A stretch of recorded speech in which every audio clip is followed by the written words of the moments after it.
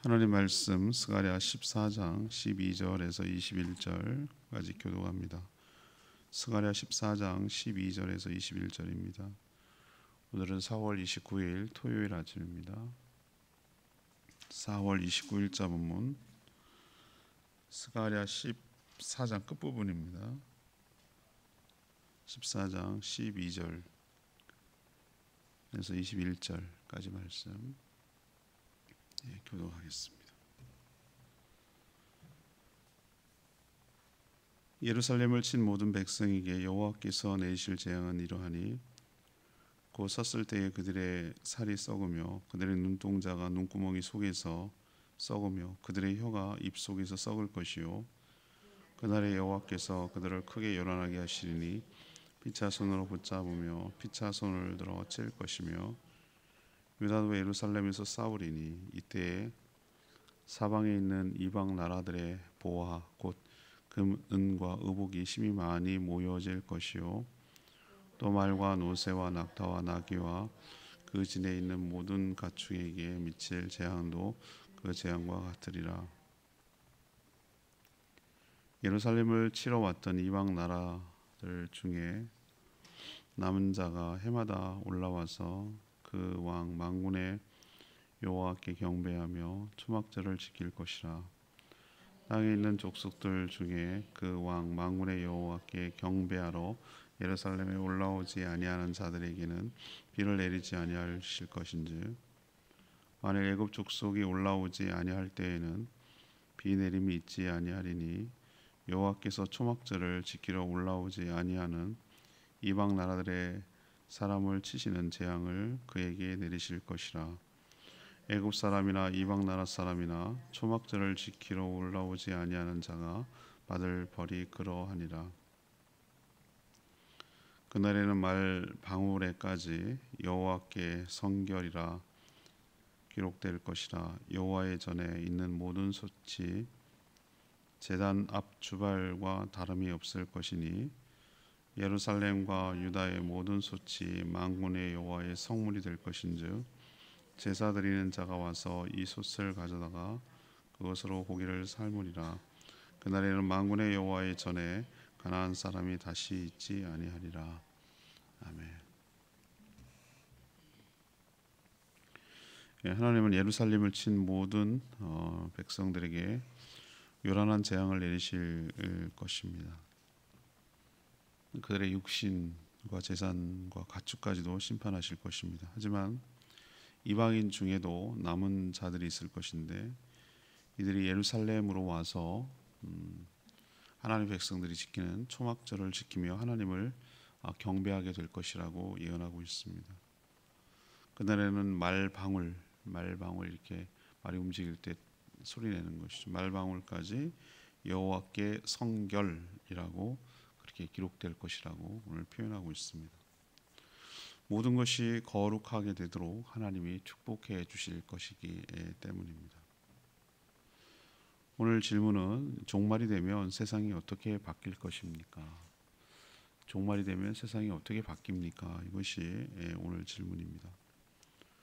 먼저 12절에서 15절까지 말씀, 하나님의 심판으로 무서운 재앙들이 임할 것입니다.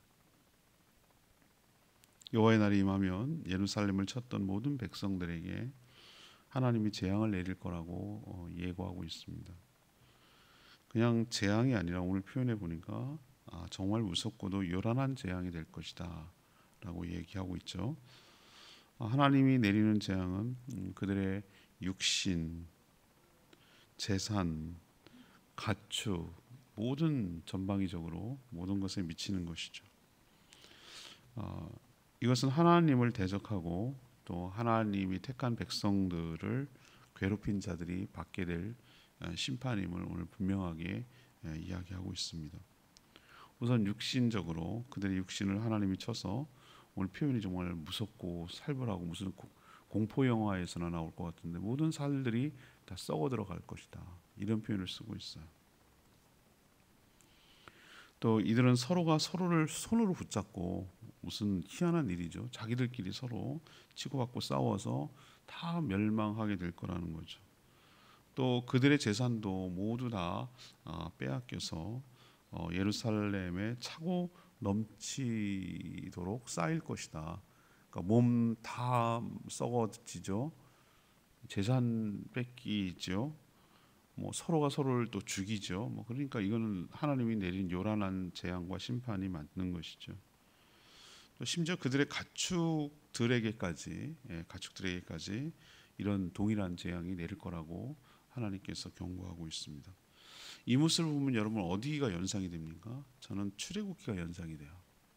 출애굽 당시에 열 재앙이 내리는데 이집트 전역에 내렸던 여러 재앙들, 10가지 재앙들의 모습이 연상되죠. 살 수가 없겠죠. 그런 재앙이 만약에 우리에게 실제로 내렸다고 하면은 이건 살 수가 없는 것이죠.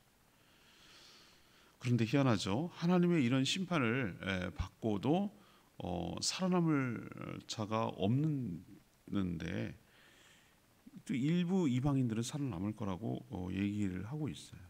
그렇지만 하나님께서 오늘 이렇게 내리는 심판을 통해서 하나님을 대적했던 수많은 사람들이 원수들이 다 멸절하게 될 것이라는 것은 분명합니다. 오늘 우리에게 주시는 첫 번째 이야기 도전은요. 지금 우리 교회를 핍박하고 하나님을 대적하고 그렇게 하는 자들이 정말 물론 교회가 실수하고 여러 가지 잘못했기 점도 있기 때문에 그런 말을 할 수는 있어요. 그렇지만 그들 내부에 보면은 아주 악의적이고 사단의 앞잡이가 되어가지고 교회와 예수 그리스도를 부정하고 하나님을 대적하고 아주 고의적으로 의도적으로 악의적으로 그렇게 하는 자들이 있어요. 있습니다. 실제로. 그냥 단순히 그냥 이미지가 안 좋고 그래서 그런 게 아니라 정말로 기독교를 없애버리려고 아주 조직적으로 대적하는 자들 하나님께서 그냥 두지 않습니다. 물론 우리가 똑바로 하고 잘 해야 돼요. 우리가 그런 빌미를 주지 않도록 잘해야 되지만 하나님께서 그렇게 하는 자들을 하나님 그냥 두지 않는다는 거예요. 반드시 그들을 악이 아무리 강해 보여도 번성해 보여도 그들을 하나님께서 반드시 심판하실 것을 오늘 이야기하고 있는 줄 압니다. 우리도 그렇게 되리라고 믿고 믿음으로 이 모든 현상들을 바라볼 필요가 있을 줄 압니다. 자, 두 번째 얘기는요. 16절에서 19절까지 말씀이에요. 이방인들까지 함께 하나님을 경배하게 될 것이다. 이게 종말에 나타나는 현상 중에 하나죠. 여호와의 날이 이르면 놀라운 반전이 일어납니다. 예루살렘을 치러왔던 이방 나라들 중에서 남은 백성들이 해마다 예루살렘에 올라와 하나님을 경배하며 이스라엘 백성들만 지키던 믿는 자들만 지키던 초막절은 그 출애굽을 기념하기 위해서 지키는 것이잖아요. 초막절을 지키게 될 것이다. 놀랍지 않으세요? 이방인이 아까도 말했지만 다 멸절하는 것이 아니라 일부는 남는다는 거예요. 일부는. 근데 그들이 그냥 생존한다라는 개념이 아니라 남은 자들이 예루살렘에 올라온다는 거예요. 그리고 하나님을 경배하는 이 초막절을 지킨다는 건 신앙이 있다는 얘기잖아요. 이 예언은 궁극적으로 하나님을 모르던 이방 나라 백성들도 이스라엘 백성들과 함께 하나님을 알고 또 하나님을 예배하게 될 것이다라는 예언이잖아요. 근데 이게 이루어졌습니까? 이루어졌지 않습니까? 이미 이루어지고 있고요. 우리는 이스라엘 백성들 입장에서 보면 뭡니까? 이방인인 셈이잖아요, 그죠? 그것도 한참 옆에 나라 정도가 아니라 아주 멀리 떨어졌던 이방이잖아요. 근데 보십시오, 그들이 섬겼던 하나님을 우리가 섬기고 그들이 지켰던, 물론 초막절을 구약 절기를 우리는 지키지 않지만 초막절이 다른 걸로 바뀌었지만 그 절기를 하나님 앞에서 지키고 있잖아요. 느껴지지 않으세요? 그래서 우리가 지금 종말에 살고 있다는 것이 이런 예언을 통해서 이루어지는 것이죠. 자, 이들이 하나님을 경배하는 이유가 뭘까? 왜 하나님을 경배하겠습니까? 이방인들이 하나님의 절대 권능 그리고 하나님이 내리시는 축복, 이걸 알았기 때문에 하나님을 경배하는 거예요. 그러나 하나님을 경배하러 오지 않을 경우 그런 자들도 있을 수 있잖아요. 근데 오늘 하나님 뭐라고 합니까? 비도 내리지 않을 것이며 재앙도 임할 것이다 라고 경고하고 있어요. 그러니까 선택의 여지가 없어요. 하나님을 찾고 구하지 않는 자에게 아무런 은혜가 내리지 않는다는 거예요. 비가 내리지 않는다는 얘기는 은혜가 미치지 않는다. 하나님께서 손을 거두면 우리는 자꾸 착각하는데 뭔가 이렇게 벌을 내려야 하나님이 어려움이 재앙이 있다고 생각했는데 아니에요. 여러분 그렇게 생각하면 안 됩니다. 제가 주보에도 그 좋은 글귀 쓴 거 있는데 하나님의 은혜를 거두시면 그냥 놔두면, 은혜를 안 주면, 예를 들면 비를 안 내리면 그건 끝장이에요. 모가디슈라는 영화에서 배경된 소말리아 보세요. 아프리카 동부 지역인데 뉴스 보면은 비가 내리지 않아요. 6년 동안 가뭄이 들어요. 다 죽어. 호수 말랐고 다 죽고 뭐 풀 한 포기가 안 나. 그래서 사람들이 어떻게 됩니까? 다 굶어 죽는, 애들부터 죽는 거예요. 야, 지옥이 따로 없겠구나. 이게 기후 변화가 이런 현상이 나타나는구나. 힘없는 나라들은 뭐 방법이 없어. 그냥 속수무책으로 당하는 거예요.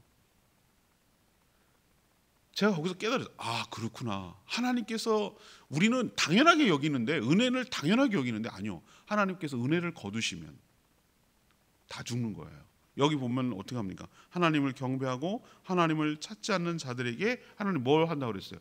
비를 내리지 않는다 라니 은혜를 거둔다는 얘기예요. 은혜 내리지 않겠다는 얘기거든요. 그랬을 때 엄청난 재앙이 임해서 다 죽는 거예요. 하나님을 예배하지 않을 때 받는 벌이 너무나 크고 무섭기 때문에 이방 나라 백성들까지 모두 다 예루살렘으로 모여드는 이유가 여기 있는 것이죠. 하나님의 축복을 받기 위하여, 하나님의 재앙을 피하기 위하여. 그만큼 하나님을 예배하는 일이 중요하게 될 것이고 마지막 때가 되면 이런 일들이 일어나게 될 것이라는 것이죠. 이렇게 되면 종말이 되면 정말 이스라엘 또 이방인 이런 구분이 없이 하나님을 경배하고 하나님을 예배하는 일이 일어날 것이고 또 그렇지 않은 자에게 미칠 그 재앙과 은혜 거둠을 통한 재앙이 심할 것이라는 것이 바로 마지막 때에 일어날 일인 줄로 압니다.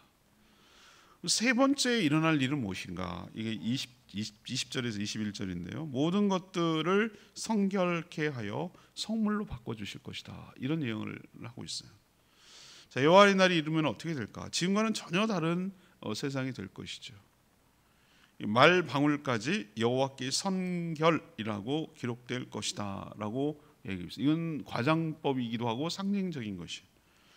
여호와께 성결이라는 글씨는 언제 씁니까? 우리가 다음 달에 이제 레위기를 묵상하는데 레위기 제사가 끝나고 나면 제사장에 관한 규정들이 이렇게 나오거든요. 제사장의 복장 중에서 머리에 쓰는 관이 있어요. 관. 스가랴가 관을 씌워 주십시오. 여호수아에게 대제사장 여호수아에게 관을 씌워 주십시오 할 때 그 관을 쓰게 되어 있거든요. 그 관에 뭐라고 새겨져 있냐면은 문구가 바로 여호와께 성결이라는 글귀가 쓰여져 있어요. 근데 그렇게 귀한 일에 쓰여졌던 여호와께 성결이라는 글씨가 어디까지 쓰게 될 거라는 거죠? 말방울까지. 말방울은 참 하찮은 것의 상징인 것이죠. 그냥 뭐 있어도 그만 없어도 되고 거기까지 쓸 필요가 없는 뭐 그런 거. 여러분 고양이 방울에다가 뭐 그렇게 하지는 않잖아요, 그죠? 말 방울이 말이 움직이고 있구나라는 것을 감지하기 위한 사람을 위한 도구잖아요, 그죠? 말이 막 움직이고 있는데 소리가 나야 고양이 방울이 매답니다. 고양이가 워낙 얌전하게 걸으니까 고양이가 걸어서 이동하는 게 느껴지게 하려고 고양이 방울을 다는 거잖아요. 그거 모르셨어요? 고양이 방울 왜 달는지? 하긴 뭐 요즘 고양이 방울 다는 나비야 그런 거 달질 않으니까 말방울이란 그런 의미예요. 말방울이라는 것은 이거는 그냥 거기까지 뭐 굳이 뭐 이런 느낌인 거예요. 그냥 아주 일상 도구, 우리가 쓰는 아주 그냥 하찮은 그냥 도구. 여기까지 이 글귀가 기록된다라는 얘기는 이건 뭘 의미하는 걸까? 이거는 온 세상을 하나님께서 거룩하게 만드시는 것이다. 거룩하게 만드실 것이다. 라는 것을 이렇게 표현하는 것이죠. 거룩함은 제가 늘 말씀드립니다만 구별됨이 거룩함이에요. 홀리에 거룩하다라고 말하는 것은 구별된다는 거예요. 완전히 떨어지는 분리와는 좀 다른 개념이에요. 분리 아니에요. 분리는 여기 딱 벽을 세워놓고 이렇게 이걸 분리라고 해요. 근데 구별은 뭐냐? 같이 있어요. 공존해요. 같이 있는데 분명히 차이가 나는 거예요. 다른 거예요. 얘와 얘가 같이 있어요. 공존해요. 그렇지만 분명히 여기는 차별된다는 거예요. 다르다는 거예요. 완전히 자기 속성을 잃어버리지 않고 다른 거예요. 근데 요즘 뭐 합니까? 이제 레위기 때 얘기 제가 이 개념 반드시 설교할 때 나올 거예요. 우린 지금 어떻게 하죠? 하이브리드, 차도 하이브리드. 성별도 여성 남성 그런 개념이 없고 그것을 섞어가지고 중성의 개념으로 이야기를 하고 있고 여러 가지 면에서 섞어요. 하나님께서 시를 짤 때 이거 섞지 말라고 그랬어요. 이거 섞지 말라고 그랬어요. 이거 섞지 말라고 그랬어요. 근데 요즘 퓨전이라는 것을 새로운 장르 뭐 음악도 크로스오버 해가지고 이거 섞어가지고 독특한 음악을 만들어내고 음식도 동과 서양을 섞어가지고 특이한 것만 또 그걸 또 막 선호하고 그런 걸 요구하고 소비자들이 뭐 그것까지는 어떻게 뭐 용납하겠는데 하나님이 창조하신 질서를 허물러뜨리고 여성 남성을 섞어버리고 그것에 대한 구분이 없도록 하고 부부에서 남성 여성 그런 개념이 없도록 만들어 놓은 거 이게 다 거룩과 상대적인 대치하는 개념이에요. 이게 속되다가 말하고 가증스럽다고 하나님께서 얘기하는 것이고 거룩하지 못하다라고 얘기를 하는 것이죠. 근데 하나님께서 오늘 뭐라고 얘기합니까? 거룩하게 하겠다 이 얘기는 뭐냐면 싸그리 없애겠다 뭐 더럽고 추악한 거 싹 분리시키겠다 이런 개념이 아니라 그 모든 것들이 공존함에도 불구하고 있음에도 불구하고 전과는 다른 점이 나타나는데 그게 뭐죠? 섞이지 않고 고유의 성격, 특성, 모습 이런 것들이 그대로 유지되도록 구분되는 일이 다 모두 온 세상에 일어날 것이라는 것이죠. 예루살렘에 있는 모든 솥이 이건 상징입니다. 뭐 요즘 솥을 그렇게 쓰겠습니다. 솥이 여호와의 성물이 된다는 것은 성물이 아닌 것이 없도록 만들겠다. 이런 세상이 되도록 하겠다. 세상 모든 만물이 하나님의 뜻에 부합하도록 하나님을 위해 쓰임 받는 세상으로 바뀌게 하겠다. 이게 하나님께서 궁극적으로 여호와의 날에 이루실 일이죠. 이제 더 이상 성전에 이방 사람이 없고 모두 다 한 백성이 되도록 하시겠다. 이게 하나님께서 궁극적으로 이루실 미래의 모습이라고 할 수가 있겠어요. 자, 지금 그것이 이루어져 가고 있고요. 궁극적으로 최종적으로 완성될 것입니다. 스가랴를 마무리하면서 하나님께서 꿈꾸는 여호와의 날이 임박했고 또 여호와의 날이 진행되고 있고 여호와의 날이 최종적으로 완성될 것이다 라는 내용이 오늘 내용으로 맞춰지게 되는 것이죠. 오늘 본문, 어제 본문이 바로 주일도 내일 설교 때 다시 한번 말씀드리겠습니다. 오늘 레마의 말씀 17절에 있는 말씀인데요. 만군의 여호와께 경배하러 예루살렘에 올라오지 아니한 자들에게는 비를 내리지 않는다. 만약 이런 일들이 지금 우리에게 임한다면 정말 두려운 일이 될 것이에요. 그러나 우리는 예배를 너무나 소홀하게 생각을 해요. 예배드리지 않은 경배하러 오지 않은 자에게 비가 내리지 않는다. 저는 가끔 한 번쯤 이랬으면 좋겠다는 생각이 들어요. 주일 예배 안 드리고 빠져먹는 사람들한테 비가 안 내리는 거예요. 비가. 그러면 좋겠는데 효과 확실히 빡빡 나타나겠는데 이런 생각이 들다가도 참 유치하다 이런 생각이 들고 하나님이 사랑을 그런 분이 아니지 하나님 그럼에도지 이런 생각 때문에 그렇지만 이 얘기가 있다는 얘기는 이걸 이렇게 하신다는 얘기잖아요. 마지막에는 만약에 정말 드릴 때 단비가 내리고 그렇지 않을 때 비가 내리지 않는다면 이거 심각한데 그리고 예배 근데 그게 무서워서 예배를 드리겠죠. 그렇게 하면은 하나님이 예배 받으시기 합당한 분이라고 여기고 믿고 그분은 하나님이기 때문에 나의 어떠함 때문이 아니라 하나님께 우리가 마땅히 예배를 드리는 건 마땅하다고 생각해야 예배를 드리는 거지. 무슨 축복받으려고 예배드리고 재앙 받지 않으려고 예배드리고 이러면 그게 강제지 그게 하겠어요? 하나님 그러니까 안 하시는 것 같아요. 근데 예배드리는 것이 우리의 의뢰의 축복이고 특권이고 마땅한 의무이기도 하고 그런 줄로 믿습니다. 예배드리는 게 마땅해요. 우리는 하나님의 축복이 눈에 보이지 않으니까 너무나 예배를 쉽게 포기하거든요. 여러분 예배 드리는 것이 특권이고 의무이고 예배할 때 축복이 있는 거 기억하시고 예배 드리는 것에 더욱더 힘쓰는 저와 여러분 되기를 소망합니다. 내일 또 말씀드릴 거기 때문에 오늘 또 이 정도 하겠습니다. 우리 마라나타 940장 찬양지 940장 부르고 기도하겠습니다.